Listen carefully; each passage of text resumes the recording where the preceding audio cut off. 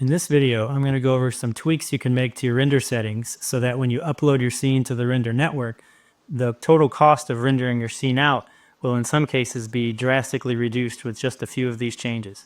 So I'm going to jump into a project that is a scene from my short film Sunspark that I've been working on for over a year. And most of the tweaks we're going to make are right here in the Octane settings window. Go ahead and bring your diffuse depth down to 8, specular depth down to 8. You can bring GI clamp all the way down to 100. Bring your parallel samples to 1 and max tile samples to 16. Now, regardless if you're in path tracing, photon tracing, PMC, and even direct lighting, some of these don't have all the settings I just changed, but go ahead and change the ones that apply for whatever render kernel you're using. In most cases, you won't tell a visual difference at all, but these settings do contribute to bringing the scene cost down when you upload this to the render network and go to render your scene out. And once you've gone ahead and rendered out your scene as an ORBX file and uploaded it to the render network, it becomes a scene that you can create a job from. And now I'm going to jump over to where I have a bunch of Orbix scenes already uploaded to the render network. And I've already rendered jobs from these, so that's why you see thumbnails here with pictures. But so I'm just going to pretend like I'm making a new job for this scene. I'm just going to jump ahead. I'm just picking some of the usual settings that I pick for almost all of my renders. So these I haven't really changed. But when we get to the third page of these render settings, we get some choices that can greatly affect how much the scene is going to cost us when we go to render it. I suggest pretty much never using priority. Always use economy if you're looking for the minimum amount of money to spend on rendering your scene. And I've found even if your scene VRAM goes above 11, pick 11 anyway.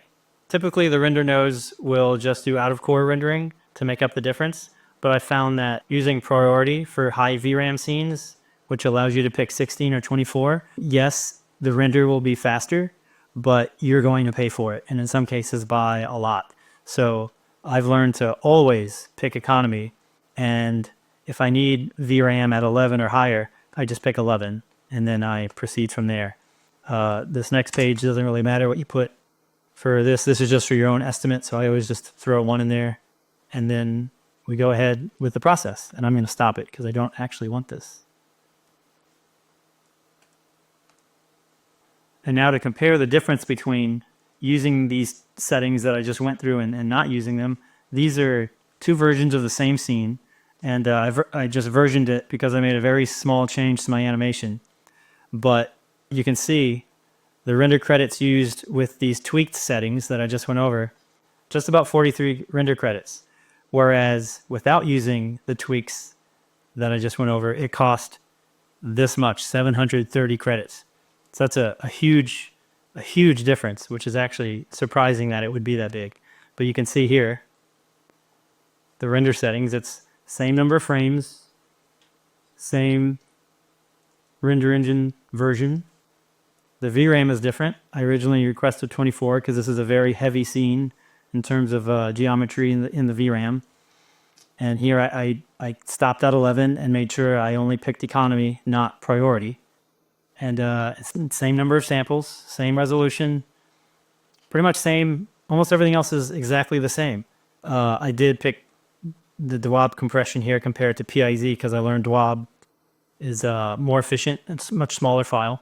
But yeah, making those changes in the Octane render settings and then making these changes to the priority settings greatly reduced the cost of the scene from one version to the next. So huge difference. And fortunately, in my case, I was not paying for these render credits myself.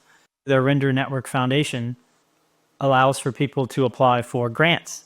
So if you're a 3D artist specializing in animation and you find yourself working on bigger and bigger projects where you need more time to render bigger frames, longer sequences, you can actually apply to get a grant from the Render Network Foundation. And if you're selected, they'll throw a bunch of render credits your way that you can use right on the network. So you won't be paying for those renders yourself. They'll be giving you a grant to do it with. So highly recommend giving that a shot if that seems right for you.